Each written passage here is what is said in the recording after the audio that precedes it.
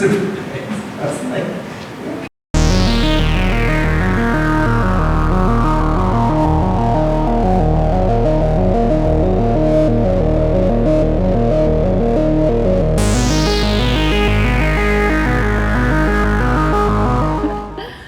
all right, so good evening, everybody. Thank you for joining us here at the Lincoln Public Library for Stories Behind the Constellations. This is a little bit of some of the mythology behind the stars that we see in the night sky, and that in fact we have been seeing for millennia and telling stories about for millennia. I am, if you don't know me, Kathryn Hunt. I am the director of the Lincoln Public Library, but I am really not here tonight with you in my capacity as a director. Pretty much here with you in my capacity as nerd. Because I don't have a degree in the classics. I don't have a degree in astronomy. I don't have a degree in world religions or world folklore. This is just something that has been a passion and a love of mine throughout my life. So I am here with you as an amateur, going back to the Latin amo, someone who does something for the love of it, and sharing with you some of the stories around these constellations that I love and that I hope will add something to your experience of looking up at the night sky. Because everything we're going to talk about today are stars that we can see here in the Northern Hemisphere, and most of them we'll be able to see in the next couple months. So either right now or over the next couple months. Couple of caveats. One, the stories that I'm going to be telling come out of what we call classical mythology. That means the stories, the religion, the folklore of the ancient Greeks, often as retold by the ancient Romans. So this means it's coming out of a very particularly Western tradition. As we're going to talk about, that does not mean these are the only stories we tell about stars. Every culture around the world has built their own astronomy, often tied to their own religious and folk beliefs. Also doesn't mean that they're the best or the most important stories. What it is they're the stories I'm most familiar with growing up on the West Coast of America. And they're related to star shapes that for many of us will be the most familiar, because in the Western world, the Greek tradition of astronomy and the Greek myths have had a particularly important place being passed down. So we're going to talk about those. We're going to talk a little bit about a couple other myths, but if you find this interesting, I really recommend jumping online and doing some research on some of the fantastic work that's being done right now to investigate world astronomy. A major documentary series just got funded last year focusing on the myriad African astronomies and stories that were lost through colonialization. The Maori people in New Zealand are working on a major project to have their incredible body of knowledge around the stars codified and recorded. Native Hawaiian communities are doing similar work. There's really, really cool stuff that is beyond my expertise, but it's all out there. But tonight we're going to be talking about Greek myths. And with that, a content caveat. Particularly when we talk about star stories, the myths that we're talking about, the figures we see tend not to be the gods themselves. They tend to be demigods, the children of gods and mortals, and the various players that become part of their story.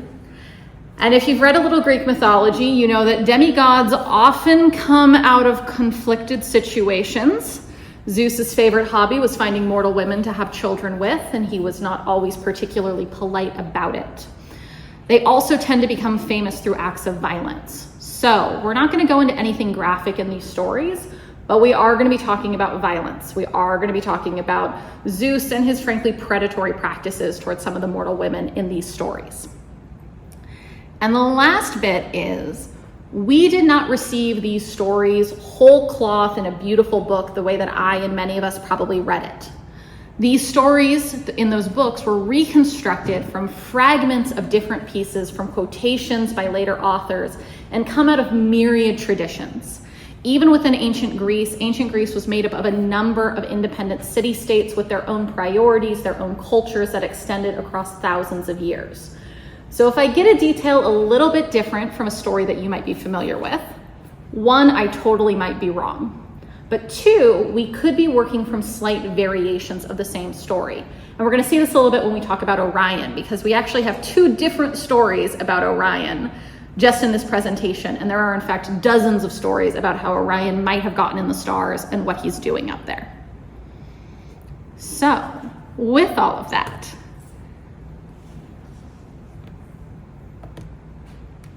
what the heck is a constellation? We probably all know it when we see it, when we think of it. Who thinks of like the Big Dipper when you think of a constellation, right? Orion, these are some figures you might be familiar with. Technically, in the world we live in today, there are 88 official constellations that have been voted upon and agreed upon by the International Astronomical Union. Really what we're going to work with today, though, is not those 88 constellations. We're going to work with a second definition, which is any group of stars forming a recognizable pattern that's named after its form or identified with a mythological figure. And that's really important, again, because lots and lots of people have told stories about the stars over time. And in fact, not everybody saw the same stars. Depending on where you're at, they're different. So those 88 constellations, those regions of the sky that the International Astrologers Union, astronomical, they'd be so mad at me, vote on, is really again informed by Greek tradition. It doesn't necessarily take into the incredibly robust history of Chinese astronomy or other astronomies, even in the Northern Hemisphere, though they did have to go and look at some other astronomies for the Southern Hemisphere. Please don't try and read that. This is my recollection. This is for me to remember, but it's also just to give you an idea of how many references we have for astronomy, because we've been telling these stories forever. From the beginning of what we know it is to be human, we've been telling these stories. So I said that the International Astronomical Union has constellations. They voted that in 1920. Before that, we see signs of Aztec astronomy flourishing during the 13th century Common Era. Common Era is the same as AD if you're not familiar. We have Mayan artifacts and their calendars from 200 Common Era. Ptolemy recorded most of the constellations we're going to talk about today in 150 Common Era. And that includes, he pulled from long-standing Egyptian and Sumerian traditions. But he's a baby in the history of astronomy, because we have records from Indian astronomy going back to about 1300 before Common Era. So we're looking at about 3,300 years ago. Oracle bones from China about the same period also mentioned named stars and their movements. Our oldest Babylonian text is from 3000 BCE, and all of that is just written record. One thing we know from archaeology is that for something to show up in written record, it has been talked about a lot longer. And again, we have whole communities that focus on the oral tradition of sharing knowledge. Maori people, Native Hawaiian, Native American, and many of our Australian Aboriginal communities that we can tell from their traditions have knowledge that stretch back millennia. And we're going to talk about one story that might actually go back 50,000 or 100,000 years old, what might be the oldest story that we're still telling ourselves continuously, and some really cool stuff about astronomy that lets us make that guess. So we got a lot of stories from a lot of places, and we're going to cover all of them in the next 50 minutes. No problem. It's going to be great. But one last piece to orient ourselves before I get into it, which is what we're actually seeing when we look at constellations. Because from a certain astronomical perspective, if you're talking about the 3 dimensions of space, how stars are actually oriented in galaxies and nebula, constellations are not real. They're an optical illusion. Because if a star is very far away from us, and there's another star that's even further away, to our eyes, we see that flat as though they're near each other. We can't see those distances. So one way we talk about what we actually see is something we call the celestial sphere. And that's if we took all those stars we could see and snapped them onto an invisible sphere that circles our Earth. What we can see in this sphere, as we can see, depends on where you are on Earth. If you're in a specific spot, eventually the horizon's going to cut off your vision. You can't see the whole sphere at any one time. So the stars we see tell us where we are on the planet. But they also tell us where we are in space and when we are. So we see different stars in different seasons because of how we orbit the sun. So as we can see here, in summer, you're going to see one section of the sky, the cosmos, and in winter, you're going to see another. And we also see different stars at different times of night. Just like the sun rises and sets, the Earth's rotation causes our constellations to rise in the east, set in the west, or whirl all around the pole star. If you've ever seen those great time-lapse photos of the night sky, you know how it becomes a big kind of circle tornado? That's because of this movement. And I want to mention that because one of the things that is very cool about some of the stories we're going to see is that this slow movement, this timeline of an entire night or an entire year, plays into the stories that our ancestors told about what we saw up there. This slowest movie ever made was something that our ancestors saw and specifically worked into the stories that they were telling. And so my last bit on this is, why do we tell these stories? And there's a practical side of this. There's great fascinating research that our minds as social creatures are designed for stories, and that we retain stories better than we retain lists of facts. And that in that way, if you wanted to pass something down to another generation, writing it into a story was the most powerful way you could do that. And there's critical practical information in some of these stories that we're going to hear. Things about the changing of seasons or where one's located. Technologies that in the absence of easily accessible calendars or easily accessible maps allowed nations like the Maori people to navigate the entirety of the Pacific Ocean without any land markers, or that allowed intensely precise agricultural calendars to be produced and people to know when to bring in crops and when not to, regardless of things like cold snaps or sudden heat waves. That's important to the existence of humanity. What also got passed down were values. These are stories of heroes and monsters and what you should do, and maybe more importantly, what you shouldn't do. And that got passed down as well. But I also want us to take a second and really think about what the night was like for our ancestors who started telling these stories, to really get a sense of the majesty of them. Because if you're like me, you spend most of your life in a building with artificial lights, and the sun goes down, we turn the lights on, and we've got screens of all kinds.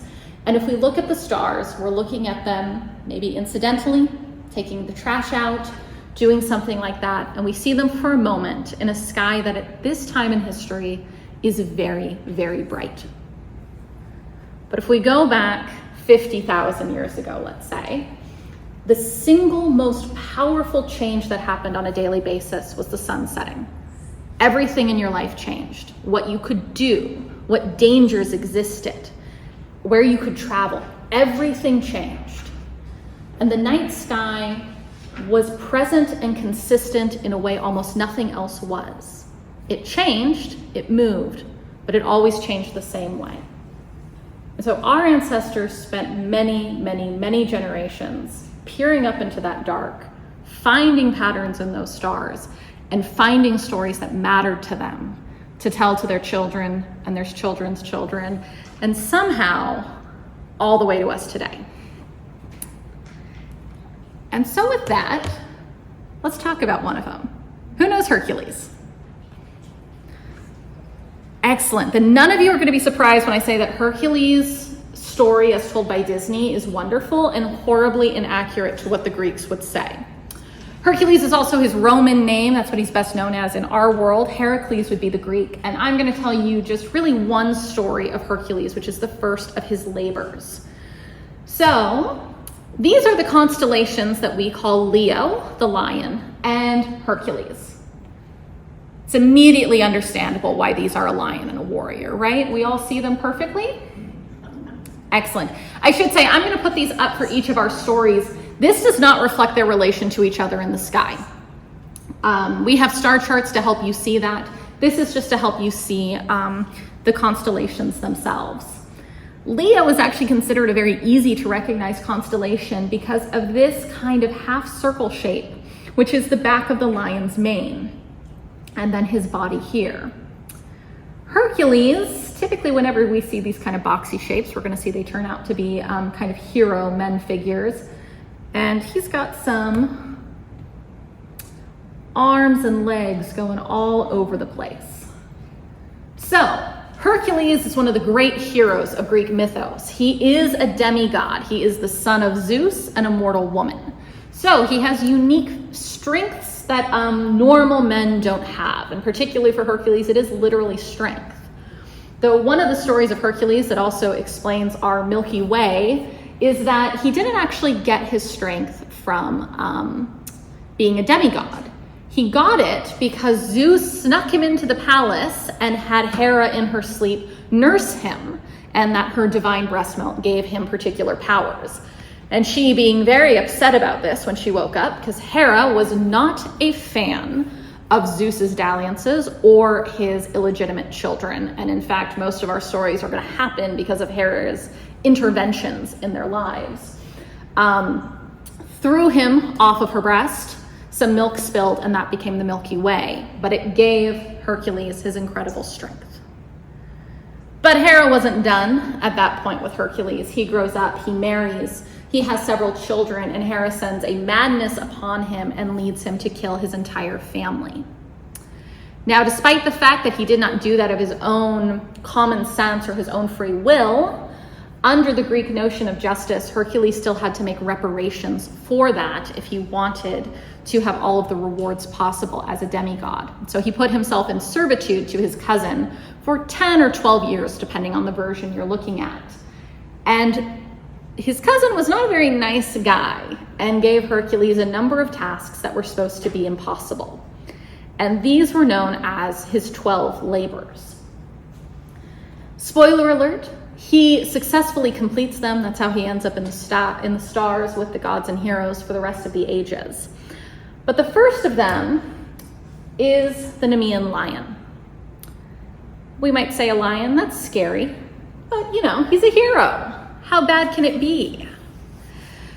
The Nemean lion was famous for having a hide that was impenetrable by any blade or weapon made by man, and having claws sharper than any weapon known to man. So it had in fact been impossible to kill up to this point. You couldn't throw a spear at it, you couldn't shoot arrows at it, you couldn't attack it with a sword. And so Hercules, in one of these versions, chases the lion all the way back to its cave where it's begun to tire. And he wrestles it to the ground and in fact uses his great strength to strangle the lion. He then uses its claws to make a cloak from its hide that he proceeds to wear for the rest of his life. And in this image of Hercules, you can kind of see in the drawing that he has got a lion's head kind of hood over his head, front paws tied around his neck. That becomes the iconography of Hercules throughout classical mythology and Renaissance art. So it doesn't work out too well for Leo, does it? As he pretty much gets taken care of summarily and lives in a way on with Hercules. But that is our first labor of Hercules. And what is very interesting is in fact, Leo rises just a few hours before Hercules in the night sky. So if you were to watch these two stars the entire night, what you would find is Hercules chases Leo across the sky night after night while they're visible. And this is what I meant when the movement of the stars gets tied into the stories that the ancients told. Leo and Hercules don't just look like a lion and a hero who have a story about each other, but they in their own way reenact that story over and over again every night. Questions? Good. All right, next one, a star that you guys probably know pretty well, Orion. Also, if there's anyone who is born toward the end of October, early November, you might be familiar with the sign of Scorpio, which takes its name from the constellation Scorpius, the scorpion. Now, Orion's an interesting figure. He was a giant, not a demigod or a man, so another race of mighty creatures from the Greek creation stories. And he was a hunter.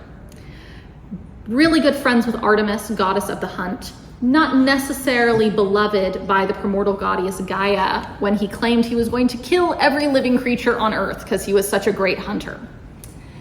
In retribution for that, she sent the scorpion Scorpius after him, and it stung him in the foot and killed him. Artemis, sad to have lost her friend and hunting buddy, put him in the stars to be immortalized forever, and Gaia then threw the scorpion up there too, so no one would forget about his hubris. This is another story where we see the movement of the stars matter. Orion, if you're familiar with him, we can see him here only during the winter months. And as soon as we see the first edge of Scorpius begin to appear on the horizon in late spring, Orion disappears below the horizon from our vision. So Orion and Scorpius are never in the sky at the same time, and you can always tell what season you're in the northern hemisphere by which of them you can see. But in the same way that Hercules is chasing Leo, we have Orion continuously running from Scorpius, his long-time nemesis in the stars. Who likes Perseus? I named the cat after Perseus. It's fantastic. All right, you're gonna have to let me know if I do justice by this. So, Perseus, another of the great Greek heroes. Interestingly, great nephew, I think, of Hercules, and also his half-brother. Because this is the weird stuff that happens when you have demigods and Zeus running around. Because Perseus's dad is also Zeus. On top of being a demigod, Perseus gets the other favorite motif in Greek mythology, which is a prophecy that he's going to kill his grandfather. So Perseus really wasn't winning from the beginning. In fact, his mother was locked into a room with no door, only a skylight, as soon as her father heard that her child would one day kill him. No problem for Zeus. He came in through the top as a shower of gold. Not really sure exactly what that looks like, but that is the myth on it. She becomes pregnant. Her father becomes quite concerned, puts the newborn baby and her in a chest and pushes them out to sea, because apparently, according to the law of the gods at this particular time in Greek myth, if you know they're going to die at sea, it still doesn't count as murder because you didn't kill them yourself, and you are free from any punishment from the gods. They, however, are favored by the gods and end up on an island.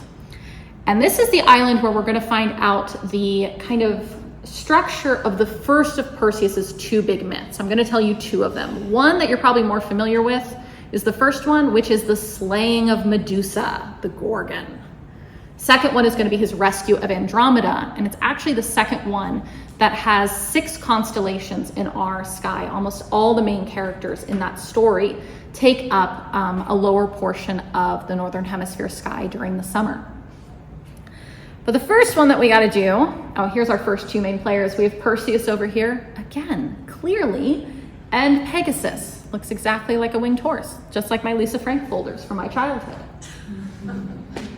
So Perseus, he's on an island. He's been rescued by the king of this island. The king of this island wants to marry his mother, Danae, and Perseus has grown up at this point and says, absolutely not.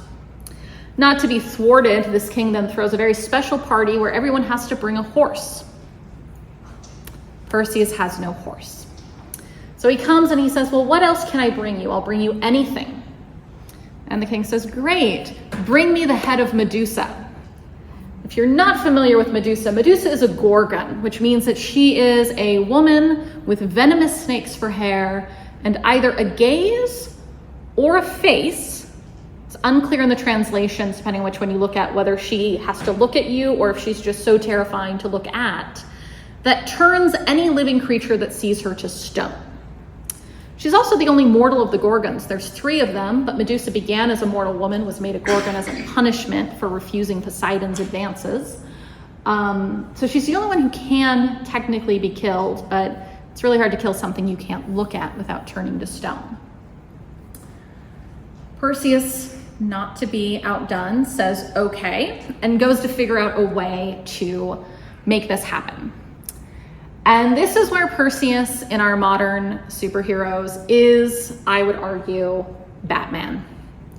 Because Perseus does not succeed because he is strong like Hercules.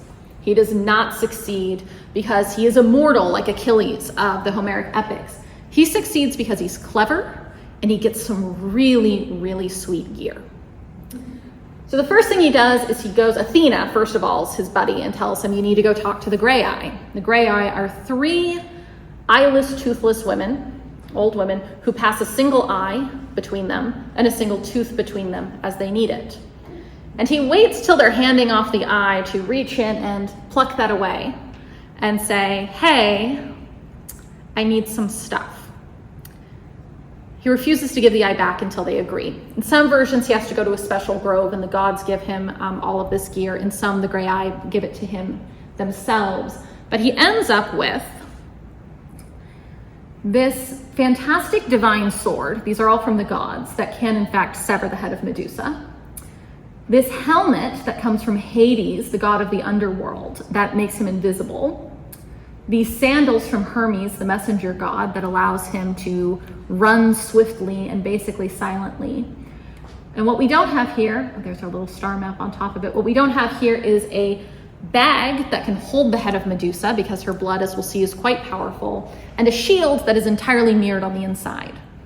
So armed with all of his gadgets that no other mortal who's gone to face the Gorgons has had, he goes to the cave where the Gorgons are. He walks backwards. Anyone who's read Harry Potter will find this familiar, looking into the reflection on his shield, because the reflection of the Gorgon's gaze cannot turn you to stone. He sneaks up on Medusa while she's sleeping, lops off her head, throws it in the bag, and when her sisters throw up the alarm, turns invisible and runs out of the cave like a hero. Perseus will then spend a lot of the rest of his mythological cycle pulling Medusa's head out of a bag to win arguments. It is like his number one trick, because it can still turn people to stone. But the interesting part is when the blood of Medusa drops in the ocean, out pops Pegasus, his mighty winged steed. So we can see here that shape of Pegasus we saw before is really kind of the front of Pegasus, that chest, the head, and those two legs. And it is while riding Pegasus that we get the next myth of Perseus, which is what we have in the stars, which has to do with these two royals, Cetus and Cassiopeia. So Cetus and Cassiopeia are two mortals. Again, it's Greece, an island. Cetus is the king, Cassiopeia his queen. And they are in a bit of trouble because Cassiopeia has been boasting that she and her daughter Andromeda are more beautiful than the Nereids. That has made Poseidon angry. And if you remember that Medusa got turned into a Gorgon because she didn't want to sleep with Poseidon, you know getting Poseidon angry is not good for you. So he has proceeded to flood their entire kingdom and send a sea monster. And the only way to save their kingdom is to sacrifice their daughter Andromeda to that said sea monster. In the stars, Cassiopeia gets an additional punishment. Remember how I said that if you're near the pole stars, you see those constellations whirl in a circle? So the constellation of Cassiopeia, which really is, if we go back, a really, I think, beautiful constellation. It's a very distinctive W shape. If you can find the Big Dipper, look across kind of toward the Little Dipper, you'll be able to find this pretty easily. It's quite bright, even in our light polluted skies. But it spins around the North Pole. And in the Greek myth, this is why she was put there, so that she would spend half of her time desperately clutching to her throne, humiliated, not looking beautiful, but quite embarrassed. So she gets a punishment for eternity. But her daughter Andromeda is really just supposed to get eaten by Cetus, the sea monster. So we can see in the star of Andromeda, it shows her in many of these drawings tied to a rock, because she was put out in a rock in the ocean. These drawings, you can find them in sky maps. Modern artists do them too. There's no official designation for these maps, so you'll see artists take a lot of variation in how they pose people. But that rock is not uncommon because it's part of her story. But if you really want to see the best of medieval map makers, ask them to draw you a sea monster. Because next to her is my absolute favorite constellation, Cetus. So here's one beautiful illustration of Cetus, often described as a whale, and this is the best whale I've ever seen. Here we have another one. We've added some color. And I've saved my favorite for last because the expression on this guy's face is priceless to me. But so Andromeda's tied to a rock, watching Cetus swim toward her, when Perseus swoops down on his flying horse, pulls Medusa's head out of the bag, and turns Cetus to stone, saving the kingdom, winning the girl. They go get married and continue on to found a long line that in Greek history is said to be the founding family of many notable city-states. But yeah, Perseus, we're a fan.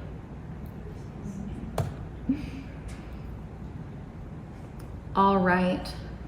My last one for this one is, to be honest, my favorite, and the reason that I originally pitched my programming team to let me come and talk at you for several minutes, which is the story of Orion and the Pleiades, which some astronomers have posited might be the oldest story we're still telling ourselves. So we talked about Orion already, and we know Orion's a hunter. But if you follow kind of the gist of where Orion would be looking if he was a figure, there is a cluster of stars known as the Pleiades. Unlike many of the constellations we've talked about, the Pleiades are actually a group of stars. They're relatively close together, or at least many of them are. And it's interesting because there's a lot of stars in that section, but we can't see all of them with our naked eye. So if you pull up photos of the Pleiades, you might see many, many more stars than the number I'm going to talk about. That's because cameras are way better at standing still and capturing light than our eyes are. But the story of these ones is a different story for how Orion got in the stars. And basically in this story, coming from the Greek, the Pleiades are 7 beautiful sisters. They're the daughters of the Titan Atlas, who holds the earth in place on his shoulders. And Orion decides that he really, really likes them. And they decide that they're really not that interested in Orion. But he's not taking no for an answer. So Zeus, as a favor to his good friend Atlas, turns them to stars and sets them in the sky where they can't be bothered. Orion, not to be outdone, jumps himself into the sky and becomes a constellation and proceeds to follow them all winter. And again, if you look at the movement of the stars, the Pleiades move west in front of the constellation of Orion. What's interesting is if you pull and kind of look, this is the best photo I could get to approximate what it looks like with a human eye, and look at the Pleiades. There's 7 sisters. But when you look with your naked eye, for most people, you can only see 6 stars. And there's a part of the myth for this, which says that one of the sisters in her many years of running across the sky looked down, saw a mortal man, fell in love with him, and fell from the sky to be with him. And now we have 6 stars in the Pleiades. And that makes sense. If the Greeks had a story about 7 sisters, there's a beautiful set of stars, they made it work with the constellation they could see. What's strange is that we have stories around the world that say the Pleiades should be 7 stars, but there's only 6 now. And in fact, if we go to many of the Aboriginal communities in Australia, the Aboriginal communities amazingly have probably the longest unbroken cultural lineage in the world. 50,000 years between moving to Australia and any sustained contact with other communities at the time of European expansion. Many of their communities tell a story in which there are 7 young women who are fleeing 1 or 3 young men who won't take no for an answer. And they're chasing them, and one of them runs away and gets married, or one of them hides, or one of them dies during the pursuit, depending on which particular region in Australia you're hearing your story. And there are lost Pleiades stories in other communities as well. Stories that say, well, there's 7, but now there's 6. And that's strange that we would have so many people in so many places over so much time saying, well, we have a story with 7 things, but we're going to make a constellation with 6 stars, make it work. It was so strange that a couple of astronomers went back, looked at these stories, did a little bit of math, and came up with a theory that, in fact, the Pleiades story might have originated 100,000 years ago. So the stars in the Pleiades are actually moving very, very slowly by human standards, but reliably. And with mathematics, we can see that right now there are 2 stars, Atlas and Pleione, that appear to overlap with each other. With our naked eye, with the glare, we really see them as one point of light. But 100,000 years ago, especially to our ancestors who were used to looking at starlight, did not have a lot of artificial light, those would have been 2 distinct dots. You would have seen 7 bright stars in the Pleiades, surrounded by dimmer stars, where today we only see 6. And so their invitation, we obviously can't prove this. There's no written record. When we think of 100,000 years ago, what we're seeing is that the ancestors of many of the humans who had moved to Europe become Europeans. The communities that would move all the way through the Middle East, India, China, all the way to Southeast Asia and across Polynesia into Australia were all still located in relatively close areas in Eastern Africa. This is millennia before the cave paintings at Lascaux. We were seeing 7 stars, and we kept telling ourselves about 7 stars over and over and over again until someone looked up and said, "There's only 6 stars. Why do you keep saying there's 7? And we get these add-ons to the myths, because the myths work without them. The add-on, the missing Pleiades, as it's called, is never essential to the story. And whether you think that this is a single myth that's been passed down unbroken all the way to the Greeks and through the Australian Aboriginal communities, that I don't know. But even just the idea that we did have an observation 100,000 years ago and we kept that alive is, I think, one of the most amazing things about talking about star stories in particular when we talk about mythology. Because one of the things that looking at the stars lets us do is time travel. That's true empirically. If you've gone to a planetarium or anything, they'll tell you that the light we see from stars is millions of years old because it takes so long for us to see it. You're seeing the past of a star when you look out. But these stories also tell us the pasts of us. Because there's no natural feature more constant and more accessible than the night sky. You could say the ocean, but we live on coastlines, and we know that the coastlines have changed dramatically in much less than 100,000 years. If we go back to our Australian Aboriginal communities, Dreaming Time stories recount the coastline of Australia in the last ice age so accurately, you can draw the maps of what is currently underwater. And that particular coastline changed far sooner than the movement of the Pleiades would have happened. So it lets us see back into things that we value. It lets us touch base with parts of humanity that far transcend our own lives or our own cultures or our own countries. And I do think it is borderline miraculous that we have a story potentially 100,000 years old that we are still in this room telling today. So my invitation to you is, once it gets dark, which will be in another several hours, is to go out, find the Big Dipper, find Orion. Oh, actually, we won't see these for a little bit, a couple months. Find Orion, find the Pleiades, remember this in winter, and think about how many people have seen those same stars and wondered about them. And that's what I've got for you all. Anybody got questions? All right. I'm gonna pull the lights up because we have a giveaway. I have a question. Yeah. Across cultures, are some of the same shapes recognized? Yes. Many of the prominent shapes we see are given different names in many different cultures. Some are given very common name or similar themes, and it's hard to tell how much of that is cultural transference. So Orion as some kind of hunter, even in different configurations, seems to show up a lot. It's hard to say once you're in Egypt, the Near East, the Middle East, and the Mediterranean. Over thousands of years, all those cultures talk to each other at length. That could all be a shared history. Interestingly, Aboriginal Australia, we still see it referred to as kind of a hunting figure or figures. Actually, a interesting bit, there's a couple articles there that I pulled some of this from. If we talk about Ursa Major, this is my bonus, in terms of looking at the same shapes, and this is totally stolen from these images from Cosmos by Carl Sagan, if this looks familiar to anybody, just absolute credit there. The Big Dipper is extremely recognizable, right? It's probably the first shape a lot of us learn. It's extremely recognizable throughout the Northern Hemisphere. It's very, very bright.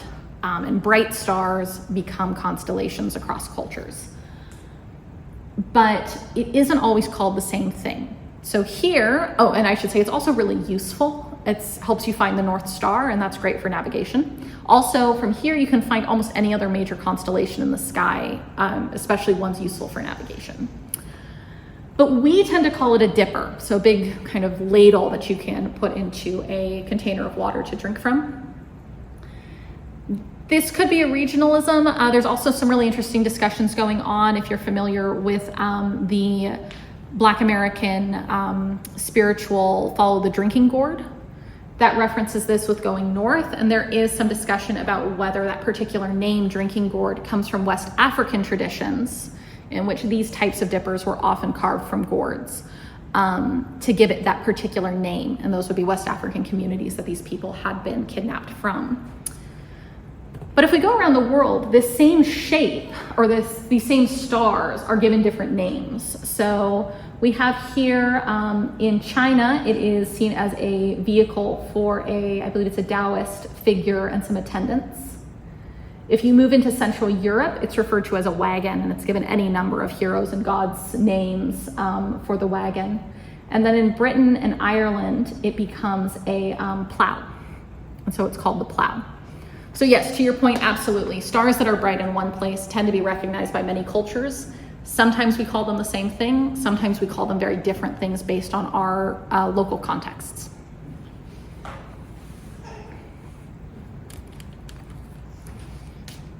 All right. Have any of you guys used a star chart before? Yeah. All right. So now the easiest thing, and if you don't win one of these, you can get apps on your phone that will do star charts. They'll use your GPS. They make it super easy. The one thing I will say is they will also destroy your light's eye sensitivity because your screen's going to glow at you. So you're not going to see dim stars. If you want to avoid that, these with a red flashlight let you avoid that. Otherwise, they're also great when you don't have data or if your phone's about to die. We have 3 of them to give out. How these work if you haven't used one is you're going to set on the edge, there's time and there's dates. You set the date to match the time you're looking at, and then you either face north or south depending on the side, and what's in the sky is going to be what you see exposed on the star chart. So it helps you find those constellations. And if you scroll around, you'll see that we've seen most of the ones we're talking about. And so we're going to pull some names.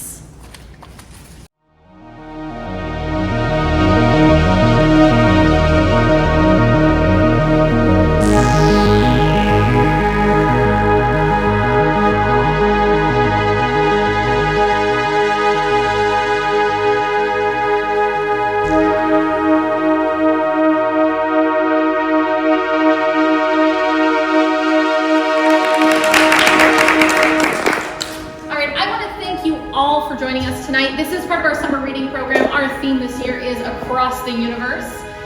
If you are not taking part of summer reading, it is not too late. There's just about a week and a half left. If you record that reading, you can earn points. Those points are books that you get to keep forever and ever and ever. Even if you don't end up picking up your books, we do know that reading decreases stress, increases empathy, and increases mental agility. So if you want to be happier, healthier, a better member of your community for longer, all you need is a book. It's that simple. Otherwise, please, we've got a table in the lobby if you want to know more about library events that lets you sign up for our Friends of the Lincoln Public Library newsletter. It's the best way to find out what's going on, or check our website. And yes, thank you all for coming out. Have a wonderful evening and happy stargazing once it gets dark.